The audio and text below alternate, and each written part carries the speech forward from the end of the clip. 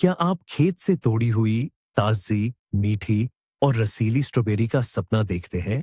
तो क्या होगा अगर मैं कहूं कि इसके लिए सबसे जरूरी काम आपको वसंत में नहीं, बल्कि अभी पतझड़ में करना होगा? जी हाँ, पतझड़ में की गई रोपण ही शुरुआती और प्रचुर मात्रा में फसल का राज है। आज हम जानेंगे कि पतझड़ में स्ट्रॉबेरी सही तरीके से कैसे लगाई जाए और सबसे महत्वपूर्ण बात, कौन सी गलतियां आपको अपनी पूरी फसल से वंचित कर सकती है। यकीन मानिए, उनमें से कुछ इतनी कपटी होती है कि आपको पता भी नहीं चलेगा कि वसंत में आपको निराशा क्यों हाथ लगी। हमारे साथ बने रहे और आपकी वसंत की फसल आपको धन्यवाद कहेगी। कई लोग सोचते हैं कि पतझड़ में बाग बगीचे सो जाते हैं, लेकिन स्ट्रॉबेरी के लिए ये समय नए जीवन की एक सच्ची शुरुआत है। वसंत में रोपण के विपरीत, जहां पौधा जड़ जमाने और फूल देने दोनों में एक साथ अपनी ऊर्जा खर्च करता है, पतझड़ में रोपण उसे एक बढ़त देता है। छोटे छोटे झाड़ ठंड पड़ने से पहले आराम से जड़ पकड़ लेते हैं, एक मजबूत जड़ प्रणाली विकसित कर लेते हैं और वसंत में अपनी सारी शक्ति फल बनाने में लगाते हैं। यह किसी खिलाड़ी को एक महत्वपूर्ण प्रतियोगिता से पहले खुद को अनुकूलित करने का समय देने जैसा है। तो सबसे बड़ी, सबसे कपटी और सबसे आम गलती है समय का गलत चुनाव। बागवानी में जीवन की तरह ही सही समय का चुनाव आधी सफलता है। क्या होगा अगर आप जल्दबाजी करें और स्ट्रॉबेरी को, मान लीजिए, अगस्त के मध्य में लगा दें? दिन अभी भी लंबे होंगे, सूरज गर्मी की तरह तेज होगा। आपके पौधे को गलत संकेत मिलेगा। उसे लगेगा कि गर्मी अभी भी पूरे जोरों पर है और वह तेजी से हरी पत्तियां बढ़ाना शुरू कर देगा। पत्तियां बड़ी, सुंदर और रसदार उगेंगी, लेकिन यहीं पर असली समस्या है। पौधे की सारी ऊर्जा ऊपरी हिस्से यानी पत्तियों में चली जाती है और वह जड़ों को विकसित करना भूल जाता है। जड़ प्रणाली कमजोर विकसित होती है। परिणाम स्वरूप सर्दियों में झाड़ी सुंदर तो दिखेगी, लेकिन वह बिल्कुल भी तैयार नहीं होगी। वह उस खिलाड़ी की तरह है जिसने प्रशिक्षण के बजाय सिर्फ शीशे के सामने अपनी शान दिखाई। पहली गंभीर ठंड ही उसके लिए जानलेवा परीक्षा बन जाएगी। रोपण का आदर्श समय वह होता है जब प्रकृति खुद पौधे से कहती है, अब सर्दी की तैयारी का समय है। आमतौर पर उत्तरी क्षेत्रों के लिए ये अगस्त का अंत होता है और मध्य क्षेत्रों के लिए पूरा सितंबर। तापमान घटता है और दिन छोटे होने लगते हैं और ये स्ट्रॉबेरी के लिए एक सही संकेत है। पत्तियों का विकास बंद करो और सारी ऊर्जा एक मजबूत जड़ प्रणाली विकसित करने पर लगाओ। यह शरद ऋतु में उसका मुख्य कार्य है। जमीन से मजबूती से चिपकना, पोषक तत्व जमा करना और ठंड के लिए तैयार होना।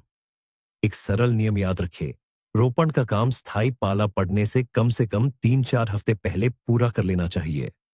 ये वही समय है जो आपकी स्ट्रॉबेरी को सफलतापूर्वक जड़ जमाने के लिए बेहद आवश्यक है। उसे यह अतिरिक्त समय देना मतलब भविष्य की फसल के लिए एक मजबूत नींव डालना है। लेकिन इसका दूसरा पहलू भी है। जब आप बहुत देर से रोपण करते हैं, यह उन लोगों की गलती है जो हर काम बाद के लिए टाल देते हैं। वे सोचते हैं कि अभी तो गर्मी है, 2 हफ्तों से क्या फर्क पड़ेगा। पर यह सिर्फ खुद को धोखा देना है। जरा कल्पना कीजिए, आप एक छोटा पौधा ठंडी होती हुई मिट्टी में लगा रहे हैं। मिट्टी में सभी जैविक प्रक्रियाएं धीमी पड़ जाती हैं। पौधे को उन पतली पोषक जड़ों को विकसित करने के लिए पर्याप्त समय और गर्मी नहीं मिलती जो उसे पोषण देती है और मिट्टी में मजबूती से पकड़कर रखती है। यह उस यात्री की तरह है जो पहले से ही चलती हुई ट्रेन के आखिरी डिब्बे में कूदने की कोशिश कर रहा हो। उसके बचने की संभावना लगभग शून्य होती है। और फिर जब असली पाला पड़ता है, तो सबसे बुरा दौर शुरू होता है। कमजोर जड़ प्रणाली पौधे को मिट्टी में रोक नहीं पाती। इसे पाला उखाड़ना या फ्रॉस्ट हीविंग कहा जाता है। ये तब होता है जब नम मिट्टी पहले जमती और फैलती है, फिर पिघलती है। इन बार बार होने वाली गतिविधियों से वह आपके बेसहारा पौधे को धीरे धीरे सतह पर धकेल देती है। उसकी नंगी जड़ें बर्फीली हवा और पाले के सीधे संपर्क में आ जाती हैं। ऐसी परिस्थितियों में उसके बचने की कोई संभावना नहीं होती। वसंत में आपको अपनी क्यारी में केवल सूखे बेजान पौधे मिलेंगे।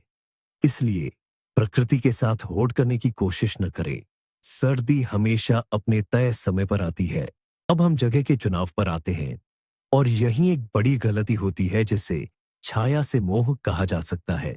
कुछ माली, खासकर नए लोग, सोचते हैं कि अगर स्ट्रॉबेरी को किसी आरामदायक कोने में, पेड़ के नीचे या बाड़ के पास लगाया जाए तो उसे ज्यादा आराम मिलेगा। लेकिन यह एक बहुत बड़ी गलतफहमी है। स्ट्रॉबेरी सूरज की संतान है। उसे धूप बहुत पसंद है। छाया में लगाने का मतलब है कि आप सिर्फ हरे भरे पत्ते उगाएंगे, फल नहीं। पौधा रोशनी की ओर पूरी ताकत से बढ़ेगा, बड़े बड़े पत्ते निकालेगा, लेकिन फल नहीं देगा। स्ट्रॉबेरी को फूल की कलियां बनाने के लिए ऊर्जा की जरूरत होती है, जिनसे वसंत में फल निकलते हैं। किसी भी पौधे के लिए ऊर्जा का मुख्य स्रोत प्रकाश संश्लेषण है, और यह तेज धूप के बिना संभव नहीं है। छाया में फूल बहुत कम लगेंगे, और अगर लगे भी तो बहुत कम। जो थोड़े बहुत फल लगेंगे भी, उनमें कभी मिठास नहीं आएगी। वे छोटे, खट्टे और पानी जैसे होंगे। ये उस असली सुगंधित और मीठी स्ट्रॉबेरी की सिर्फ एक फीकी नकल होगी। इसके अलावा छाया और नमी फंगल बीमारियों, खासकर ग्रे रॉट के विकास के लिए आदर्श परिस्थितियां हैं। इसलिए इसे एक अकाट्य सत्य की तरह याद रखें। स्ट्रॉबेरी की क्यारी आपके बगीचे के सबसे धूप वाले स्थान पर होनी चाहिए, जहां उसे दिन में कम से कम 6-8 घंटे सीधी धूप मिलती हो। स्थान के चुनाव पर अपनी बात जारी रखते हुए आइए एक और अदृश्य दुश्मन की चर्चा करें, सर्दी की तेज हवा या ड्राफ्ट। आप भले ही सबसे धूपदार जगह चुने, लेकिन अगर वह खुली हो और उस पर सीधी हवा लगती हो, तो सर्दियों में ये आपकी फसल को भारी नुकसान पहुंचा सकती है। सर्दियों में स्ट्रॉबेरी का सबसे बड़ा रक्षक बर्फ है। बर्फ की मोटी और रुई जैसी परत प्रकृति द्वारा बनाई गई सबसे अच्छी प्राकृतिक गर्मी बनाए रखने वाली ढाल है। 20-30 सेंटीमीटर बर्फ की परत के नीचे जमीन लगभग नहीं जमती, और स्ट्रॉबेरी भीषण ठंड में भी सुरक्षित और अच्छी तरह से पनपती है। अब एक ऐसे खुले, हवादार हिस्से की कल्पना करें जहां तेज हवाएं चलती हों। सर्दियों की हवाएं लगातार उस पर से बर्फ उड़ाती रहेंगी, जिससे जमीन नंगी हो जाएगी। क्यारी अपनी प्राकृतिक बर्फ की चादर या कवच के बिना रह जाएगी। नतीजतन जमीन ज्यादा गहराई तक जम जाएगी और आपकी स्ट्रॉबेरी की जड़ें ठंड से पूरी तरह नष्ट हो जाएंगी। यह खासकर उन नई पतझड़ में लगाए गए पौधों के लिए और भी खतरनाक है, जिनकी जड़ें अभी तक जमीन में ठीक से गहरी नहीं हो पाई हैं। इसलिए जगह चुनते समय अपने प्लॉट पर हवा के बहाव की दिशा, विंड रोज को भी जरूर ध्यान में रखें। सबसे अच्छा होगा अगर आपकी क्यारी को उत्तरी दिशा से किसी इमारत, दीवार या झाड़ियों की बाढ़ से सुरक्षा मिले।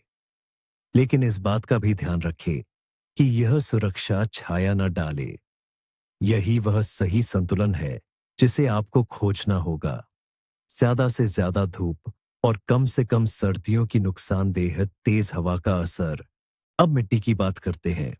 बिना तैयार और पोषक तत्वों से रहित जमीन में पौधे लगाना ऐसा है जैसे किसी बच्चे को भूखा और बिना किताबों के स्कूल भेजना। आप उसे असफलता के लिए ही छोड़ देते हैं। स्ट्रॉबेरी को अच्छी शुरुआत के लिए भरपूर पोषक तत्वों की जरूरत होती है। नए पौधों की जड़ों को तुरंत अनुकूल वातावरण मिलना चाहिए, ताकि वे तेजी से बढ़ सकें और पोषण सोख सकें। अगर आपकी क्यारी की मिट्टी घनी, चिकनी या पिछली फसलों से कमजोर हो गई है, तो पौधा लंबे समय तक बैठा रहेगा, मुरझा जाएगा और उसके पत्ते पीले पड़ जाएंगे। वह अपनी सारी आंतरिक ऊर्जा विकास के बजाय जिंदा रहने की लड़ाई में खर्च कर देगा। इसलिए क्यारी को पहले से तैयार करना बहुत जरूरी है।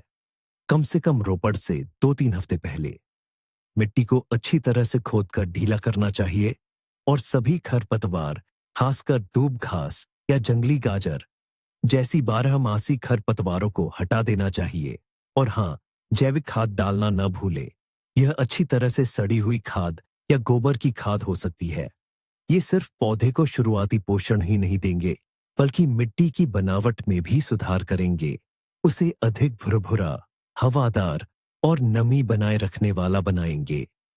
यह वही शुरुआती पूंजी है जो आप अपनी स्ट्रॉबेरी को एक नई जिंदगी में आत्मविश्वास के साथ प्रवेश करने के लिए देते हैं। लेकिन कभी-कभी अति उत्साह में लोग एक ऐसी गलती कर बैठते हैं जो फायदे की जगह नुकसान कर देती है। यह गलती है ताजे गोबर का अंधाधुंध इस्तेमाल। कुछ माली सोचते हैं कि जितना ज्यादा खाद उतनी ज्यादा पैदावार, और इसी सोच के साथ वे खुदाई करते समय जमीन में ढेर सारा ताजा कच्चा गाय का या घोड़े का गोबर डाल देते हैं। ऐसा बिल्कुल भी नहीं करना चाहिए। ताजा गोबर बहुत गर्म और तीखा होता है। जब ये मिट्टी में गलता है तो भारी मात्रा में गर्मी और अमोनिया गैस छोड़ता है। अब जरा कल्पना कीजिए कि आप एक छोटे नाजुक पौधे को, जिसकी जड़ें पतली और संवेदनशील होती हैं, सीधे इस रासायनिक भट्ठी में लगा रहे हैं। नतीजा बिल्कुल साफ है। जड़ों को जबरदस्त रासायनिक जलन होती है। वे बस जल जाती हैं।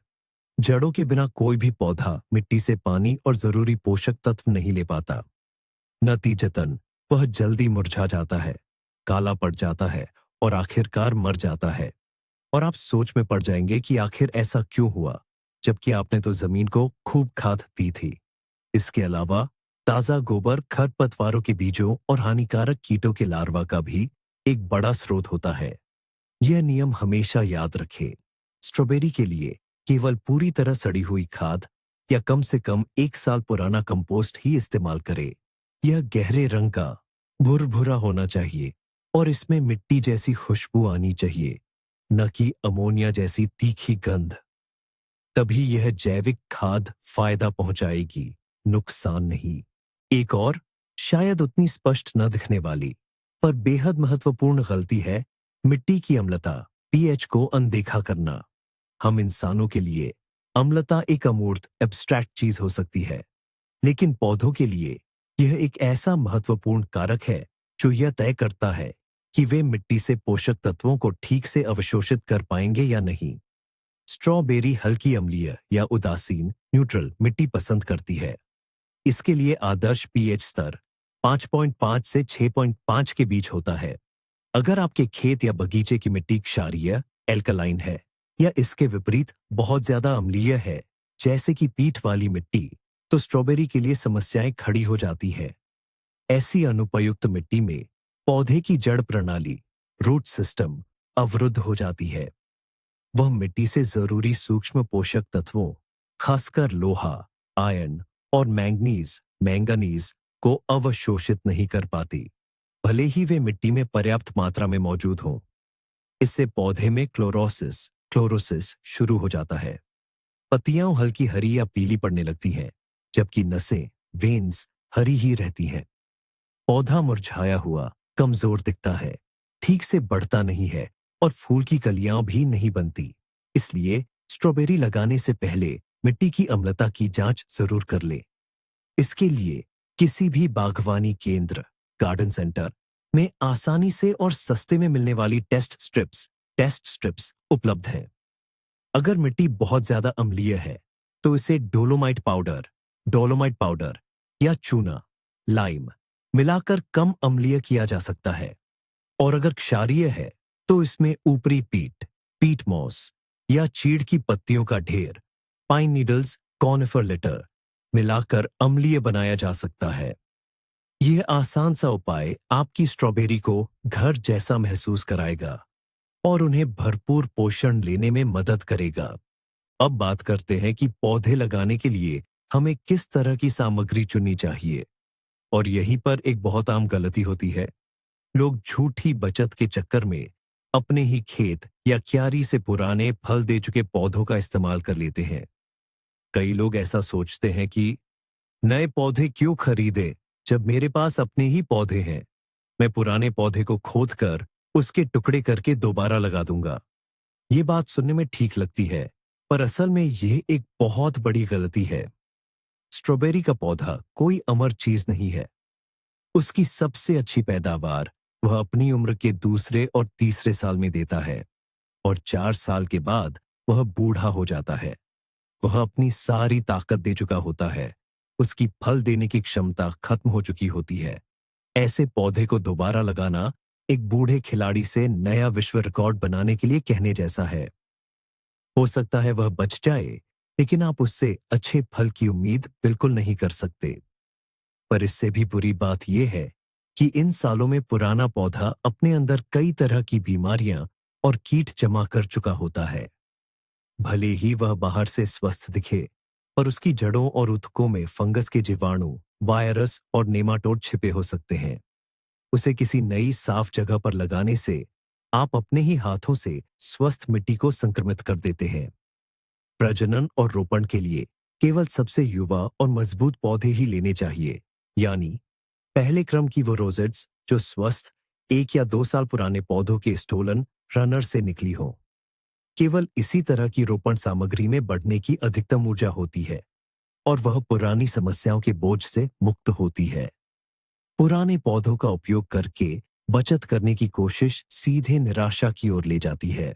एक और गलती जो हम अक्सर पौधरोपण करते समय कर बैठते हैं, वह है संदिग्ध जगहों से पौधे खरीदना, जैसे कि सड़क किनारे खड़े किसी भी ऐरे गैरे विक्रेता से या फिर अस्थायी बाजारों से। हाँ, ऐसे पौधे देखने में आकर्षक लग सकते हैं और सस्ते भी मिल सकते हैं, मगर ये बचत नहीं, बल्कि भविष्य की बड़ी मुसीबत को न्योता है। बिना किसी प्रमाण पत्र या गारंटी के ऐसे हाथों से पौधे खरीदना लॉटरी खेलने जैसा है। सबसे पहले तो आप कभी भी पौधे की किस्म को लेकर आश्वस्त नहीं हो सकते। आपको किसी खास या उन्नत किस्म का पौधा बताकर कोई साधारण सा जंगली पौधा पकड़ा दिया जाएगा, जो कुछ खट्टी बेरी देगा और फिर खत्म हो जाएगा। मगर यह तो आधी मुसीबत है। सबसे डरावनी बात तो यह है कि आप अपने खेत या बगीचे में खतरनाक कीटों और बीमारियों को न्योता दे सकते हैं, जिनसे बाद में छुटकारा पाना अविश्वसनीय रूप से मुश्किल होगा। देखने में सुंदर लगने वाले इन पौधों के साथ आपके पास स्ट्रॉबेरी माइट, नेमाटोड, वीविल जैसे अनचाहे मेहमान, साथ ही फाइटोफथोरा, पोर्टिसिलियम और अन्य खतरनाक फंगल बीमारियों के बीजाणु भी पहुंच सकते हैं। इन मुसीबतों से लड़ने में आपका बहुत सारा समय, मेहनत और रसायनों पर ढेर सारा पैसा खर्च होगा और इस लड़ाई में आपकी जीत होगी, इसकी कोई गारंटी नहीं। अक्सर तो पूरी फसल को ही नष्ट करना पड़ता है और मिट्टी को ठीक करने के लिए मेहनत करनी पड़ती है। इसलिए पौधे हमेशा विश्वसनीय नर्सरी से या भरोसेमंद अनुभवी बागवानों से ही खरीदे। ये थोड़ा सा अधिक पैसा खर्च करना भविष्य की बड़ी समस्याओं से बचने का आपका बीमा है। अब हम एक ऐसी गलती पर आते हैं जिसे शुरुआती बागवानों का सबसे बड़ा दुश्मन कहा जा सकता है। यह है पौधा लगाने की गलत गहराई, खासकर जब पौधे के विकास बिंदु को मिट्टी में बहुत ज्यादा दबा दिया जाता है। यह विकास बिंदु क्या है? यह पौधे का मुख्य विकास बिंदु है, जिसे शीर्षस्थ कली भी कहते हैं, जहां से नए पत्ते, फूल के डंठल और नई कौंपलें निकलती हैं। यह पौधे के बिल्कुल केंद्र में पत्तियों के डंठलों के आधार पर स्थित होता है और यह बिंदु बिल्कुल जमीन की सतह पर होना चाहिए, न तो ऊपर और न ही नीचे। जब आप पौधा लगाते समय इसे गड्ढे में बहुत ज्यादा गहराई पर दबा देते हैं और इस विकास बिंदु को मिट्टी से ढक देते हैं, तो क्या होता है? आप अनजाने में उसके सड़ने गलने के लिए आदर्श परिस्थितियां पैदा कर देते हैं। नम मिट्टी की परत के नीचे हवा के अभाव में शीर्षस्थ कली का कोमल ऊतक सड़ने लगता है, फफूंद से संक्रमित हो जाता है और अंततः पूरी तरह से डच जाता है। फिर यह पौधा कहीं और से पनप नहीं पाता और अंततः मर जाता है। भले ही पौधा कुछ समय के लिए पुराने पत्तों के कारण जीवित दिखे, यह नए पत्ते नहीं निकालेगा और अंततः पूरी तरह सूखकर खत्म हो जाएगा। ये पौधा लगाने के बाद शुरुआती हफ्तों में पौधों के मरने का सबसे आम कारण है। बागवान मौसम को, नर्सरी से लाए पौधे की गुणवत्ता को या किसी भी और चीज को दोषी ठहरा सकता है, लेकिन असल कारण यही होगा विकास बिंदु के ऊपर मिट्टी का एक अतिरिक्त सेंटीमीटर। इसीलिए पौधा लगाते समय इसे इस तरह पकड़े कि इसका विकास बिंदु क्यारी की सतह के बिल्कुल बराबर हो और उसके बाद ही सावधानी से इसके चारों ओर मिट्टी भरे। लेकिन जैसा कि अक्सर होता है, एक विपरीत चरम सीमा भी देखने को मिलती है। यह है बहुत उथली रोपण विधि। कुछ बागवान पौधे के मुख्य भाग को ज्यादा गहराई में लगाने के नुकसानों के बारे में सुनकर जरूरत से ज्यादा सावधानी बरतते हुए पौधे को इतना ऊपर लगा देते हैं कि वह मानो जमीन पर उंगली के बल खड़ा हो। ऐसी स्थिति में न केवल नया अंकुर फूटने वाला बिंदु, बल्कि तने और जड़ के मिलने का स्थान, जिसे मूल संधि कहते हैं, और जड़ों का ऊपरी भाग सब जमीन की सतह से ऊपर आ जाते हैं। वे बाहरी वातावरण के सामने पूरी तरह से असुरक्षित हो जाते हैं। फिर क्या होता है? मिट्टी से ढकी न होने पर जड़ें दो मुख्य शत्रुओं का सामना करती हैं। पहला है सूरज और हवा।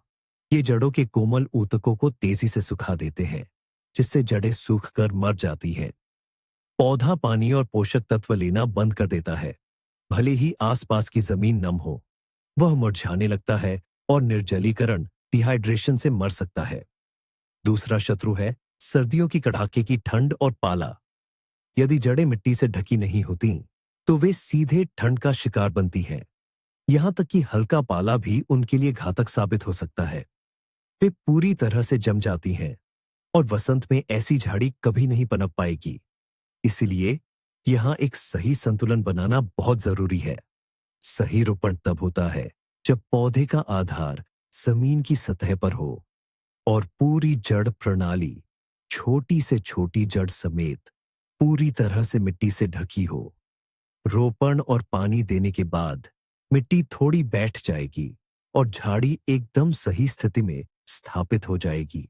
अगली गलती अक्सर लालच से जुड़ी होती है, या अगर इसे थोड़ा और सभ्य तरीके से कहें, तो कम से कम जगह में ज्यादा से ज्यादा पैदावार लेने की इच्छा। इसी वजह से पौधे बहुत पास पास लगाए जाते हैं, जिससे खेत में बहुत ज्यादा भीड़ हो जाती है। माली को लगता है कि 1 वर्ग मीटर में जितने ज्यादा पौधे लगाएगा, उतनी ही ज्यादा बेरीज मिलेंगी। लेकिन हकीकत में नतीजा ठीक इसके उलट होता है। जब स्ट्रॉबेरी के पौधे बस में भीड़-भाड़ वाले समय में यात्रियों की तरह एक दूसरे के बहुत पास-पास होते हैं, तो दिक्कतें शुरू हो जाती हैं। सबसे पहली बात, पौधों के बीच कड़ी प्रतिस्पर्धा शुरू हो जाती है। वे एक दूसरे से हर चीज के लिए लड़ने लगते हैं। धूप, पानी और मिट्टी में मौजूद पोषक तत्व। इस होड़ में सिर्फ मजबूत पौधे ही टिक पाते हैं, जबकि कमजोर पौधे मुरझा जाते हैं और उनमें लगभग फल नहीं आते। दूसरी ओर सबसे खतरनाक बात यह है कि घनी खेती बीमारियों और कीटों के लिए एक आदर्श जगह बन जाती है। जब पास पास लगे पौधों की पत्तियां आपस में मिल जाती हैं, तो खेत में पत्तों का एक घना कालीन सा बिछ जाता है। क्यारियों में हवा का संचार बंद हो जाता है। इस घनी पत्तों की परत के नीचे हमेशा नमी बनी रहती है, जो ग्रे मोल्ड और पाउडरी मिल्ड्यू जैसी बीमारियों के पनपने के लिए एकदम सही माहौल है। नम जमीन पर पड़ी हुई और बीमार पत्तियों के संपर्क में आने वाली बेरीज पकने से पहले ही सड़ जाती है। इसलिए पौधों के बीच सही दूरी का ध्यान रखें। एक पंक्ति में पौधों के बीच 30-40 सेंटीमीटर की सही दूरी होनी चाहिए और पंक्तियों के बीच कम से कम 60-70 सेंटीमीटर का फासला रखें। हाँ, शुरुआत में क्यारी थोड़ी खाली खाली लग सकती है, लेकिन अगली गर्मियों तक पौधे पूरी तरह से फैल जाएंगे और आपको एहसास होगा कि ये फैसला कितना सही था। एक आम गलती जो लोग अक्सर करते हैं, वह है पौधों की पहली सिंचाई को छोड़ देना। पतझड़ में अक्सर बारिश होती है, मिट्टी नम लगती है और बहुत से माली सोचते हैं, पानी क्यों डालें, प्रकृति खुद सब कुछ कर लेगी। पर रोपण के बाद की यह पहली सिंचाई एक विशेष और बेहद अहम मकसद को पूरा करती है। जब आप गड्ढा खोदकर उसमें पौधा लगाते हैं और फिर उसे मिट्टी से ढक देते हैं, तो जड़ों के चारों ओर अनिवार्य रूप से कुछ छोटे छोटे खाली स्थान या हवा की जेबें रह जाती है। इन खाली स्थानों में जड़ें हवा में लटकी रहती हैं। वे मिट्टी से संपर्क नहीं कर पाती और इसका मतलब है कि वे मिट्टी से पानी और पोषक तत्व सोख नहीं पाती। एक नाजुक छोटे पौधे के लिए यह एक गंभीर तनाव है, जो उसकी जड़ें जमाने की प्रक्रिया को धीमा कर देता है। यह समस्या रोपण के तुरंत बाद किए गए भरपूर पानी से ही हल होती है। पानी मिट्टी में गहराई तक जाता है, हवा को बाहर निकालता है और मिट्टी को हर छोटी से छोटी जड़ से भी कसकर चिपकने पर मजबूर करता है। यह जड़ प्रणाली और मिट्टी के बीच वह आदर्श संबंध स्थापित करता है, जो पौधे को तेजी से बढ़ने के लिए बेहद जरूरी है। अतः भले ही जमीन गीली दिख रही हो, आलस न करें। सभी पौधे लगाने के तुरंत बाद क्यारी को अच्छी तरह से पानी दें। हर पौधे के लिए लगभग आधा लीटर या 1 लीटर पानी डालें। यह सिर्फ प्यास बुझाना नहीं है, बल्कि यह एक अत्यंत महत्वपूर्ण कृषि तकनीकी प्रक्रिया है जो आपकी स्ट्रॉबेरी को नए स्थान पर तेजी से और सफलतापूर्वक स्थापित होने में मदद करेगी। एक और गलती जिस पर लोग अक्सर ध्यान नहीं देते, वह है गलत पूर्ववर्ती फसलें। यानी वो फसलें जो स्ट्रॉबेरी लगाने से पहले उस क्यारी में उगाई गई थीं। यह बिल्कुल ऐसा है जैसे आप घर में साथ रहने वाले लोगों को चुनते हैं। कुछ आपके साथ घुल मिल जाएंगे, तो कुछ परेशानी खड़ी कर सकते हैं। स्ट्रॉबेरी के लिए सबसे खराब पूर्ववर्ती फसलें सोलनसी, सोलानासिएई परिवार की सभी फसलें हैं। इनमें आलू, टमाटर, बैंगन और मिर्च शामिल हैं। ऐसा क्यों? क्योंकि स्ट्रॉबेरी और इन फसलों के दुश्मन एक जैसे होते हैं। खतरनाक फंगल और वायरल बीमारियां जिनके रोगजनक मिट्टी में सालों तक जीवित रह सकते हैं। मुख्य रूप से इनमें फाइटोफ्थोरा और वर्टिसिलियम विल्ट शामिल है। अगर आप स्ट्रॉबेरी को उस क्यारी में लगाते हैं जहां पिछले साल मान लीजिए आलू उगाए गए थे, तो आप उसे संक्रमण के बहुत बड़े खतरे में डाल देते हैं। मिट्टी में बचे हुए रोगजनक आसानी से उसकी युवा अभी तक कमजोर जड़ प्रणाली पर हमला कर देते हैं। पौधा अचानक मुरझाने लगेगा, पत्तियां पीली पड़ जाएंगी और उसे बचाना लगभग नामुमकिन हो जाएगा। इसके अलावा खीरा, कद्दू और सभी प्रकार की पत्ता गोभी को भी खराब पूर्ववर्ती फसलें माना जाता है।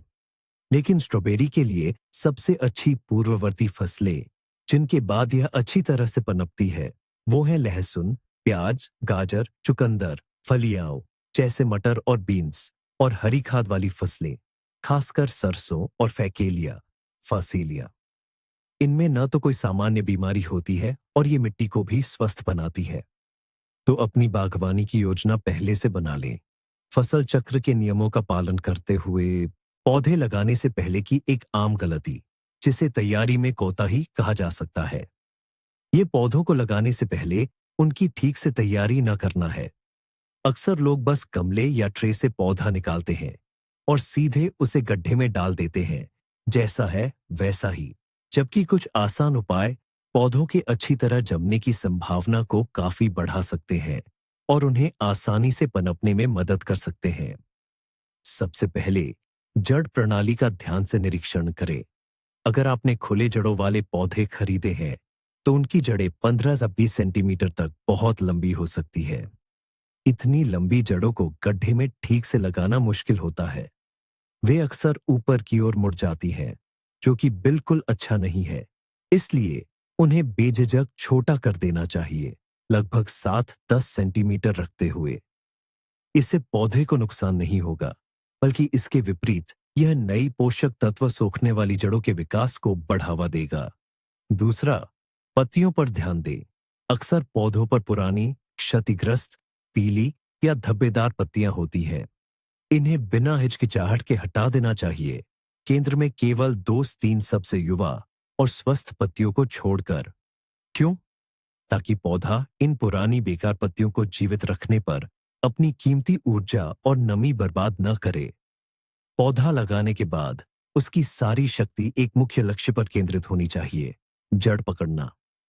जितना कम वाष्पीकरण होगा, पौधे के लिए रोपण के बाद का तनाव सहना उतना ही आसान होगा।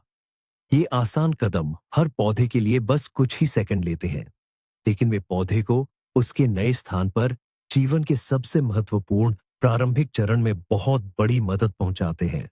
अगली बड़ी गलती जो अक्सर लोग करते हैं, वह है रणनीतिक गलती, गलत किस्म का चुनाव। कई बार, खासकर नए बागवानी करने वाले, किसी सुंदर तस्वीर या आकर्षक नाम से प्रभावित होकर ऐसे पौधे खरीद लेते हैं, बिना यह सोचे कि क्या यह किस्म उनके क्षेत्र की जलवायु के लिए उपयुक्त है भी या नहीं।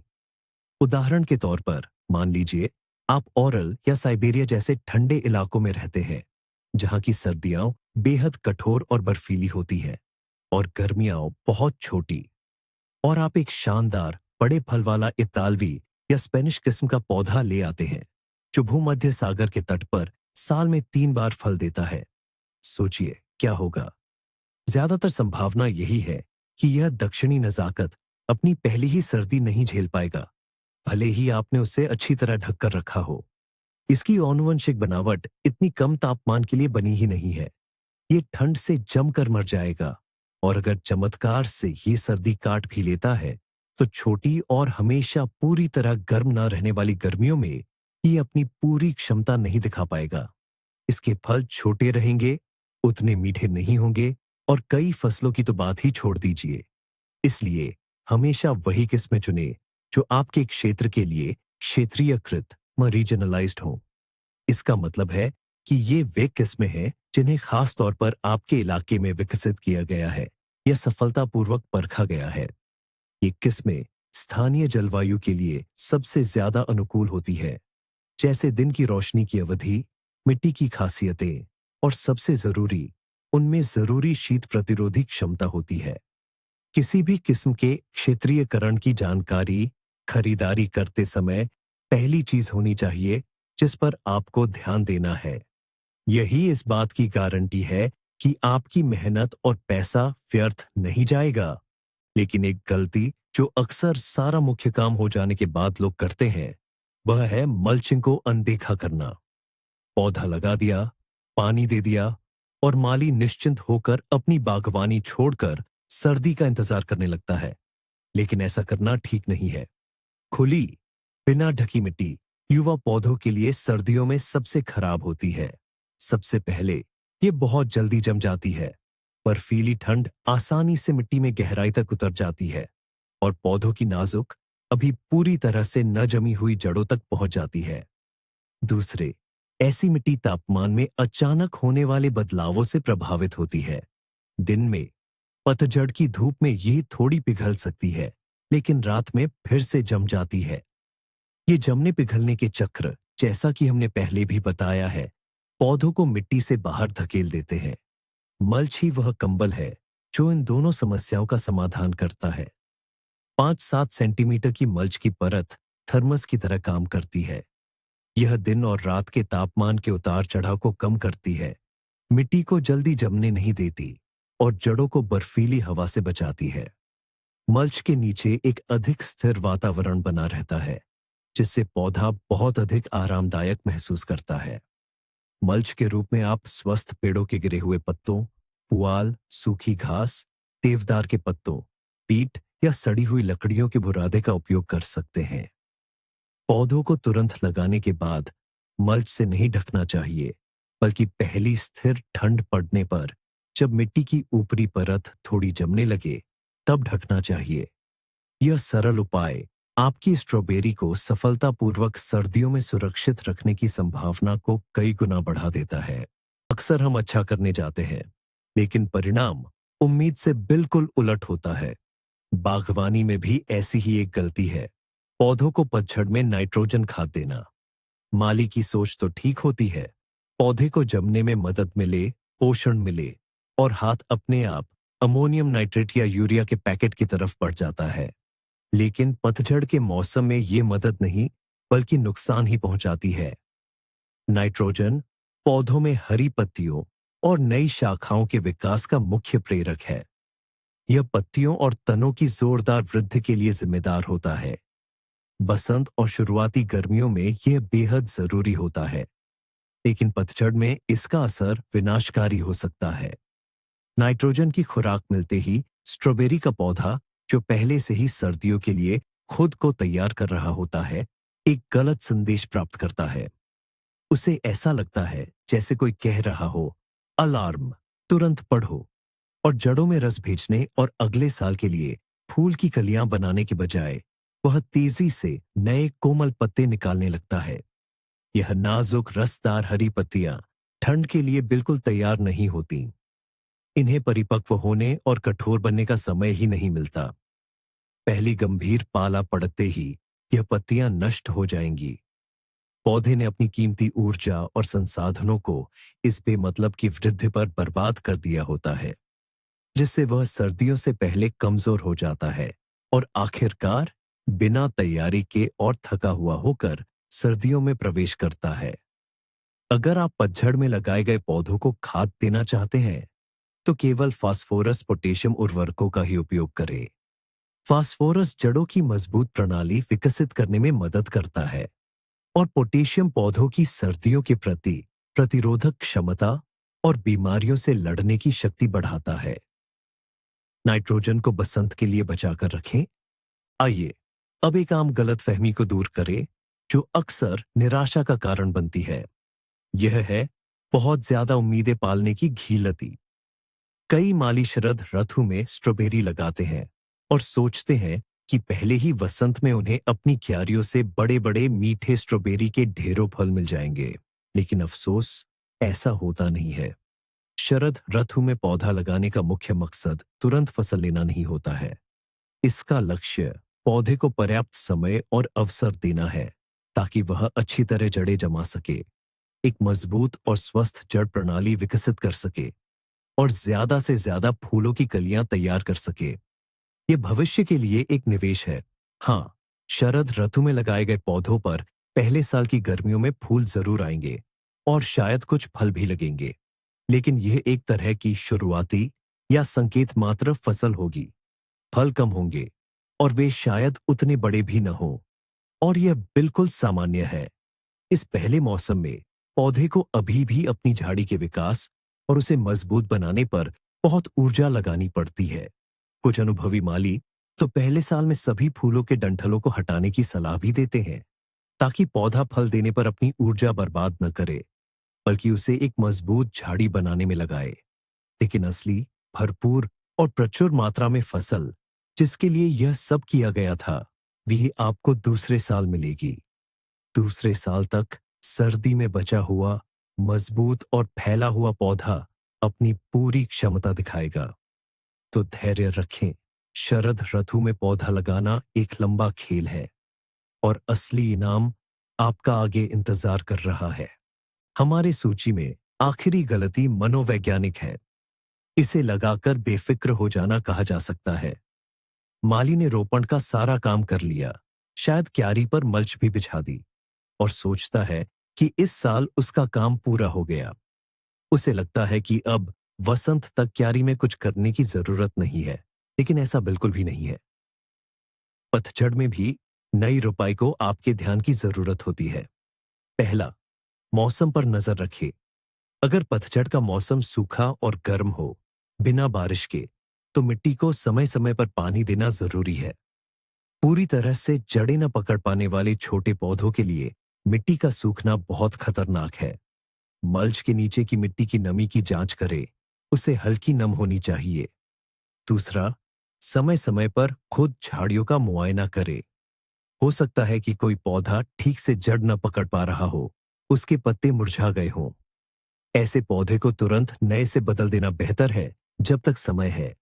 या हो सकता है कि आप देखें कि तेज बारिश या पानी देने के बाद किसी झाड़ी का बढ़ने का केंद्र मिट्टी से ढक गया है।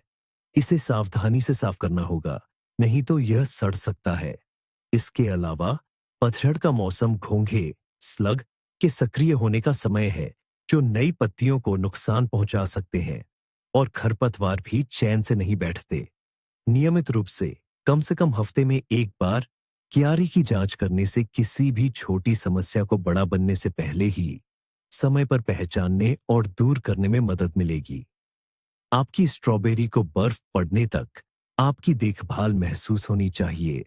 अगर मुझे सिर्फ दो सबसे बड़ी, सबसे जानलेवा गलतियां चुननी पड़ी जिनकी वजह से ज्यादातर पौधे मर जाते हैं, तो वे होंगी गलत गहराई पर पौधा लगाना और गलत समय पर रोपण करना। कल्पना कीजिए, आपने सब कुछ एकदम सही किया, जगह चुनी, मिट्टी तैयार की, बेहतरीन पौधे खरीदे, लेकिन लगाते समय पौधे का दिल यानी ग्रोथ पॉइंट सिर्फ 1 सेंटीमीटर गहरा दबा दिया। बस वह सड़ जाएगा, पौधा बर्बाद हो जाएगा।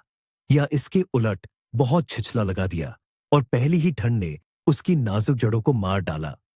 यह सिर्फ एक गलती नहीं है, यह उस झाड़ी के लिए मौत का फरमान है। और समय की गलती पौधे को उसके मुख्य पतझड़ के फायदे से वंचित कर देती है, यानी जड़ें जमाने का समय।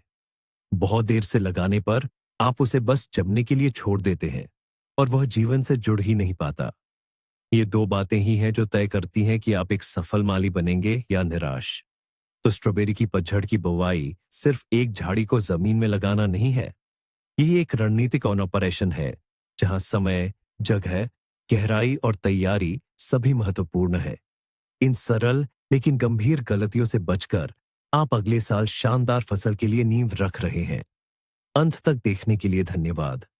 अगर यह वीडियो आपके लिए उपयोगी था तो लाइक करना और चैनल को सब्सक्राइब करना न भूलें ताकि आप बागवानी के नए रहस्यों को मिस न करें। स्ट्रॉबेरी की पतझड़ की बुवाई का आपका क्या अनुभव रहा है? क्या आप इनमें से किसी गलती का सामना कर चुके हैं या शायद आपके पास अपना कोई लाइफ हैक है? टिप्पणियों में लिखें, पढ़कर बहुत दिलचस्प लगेगा।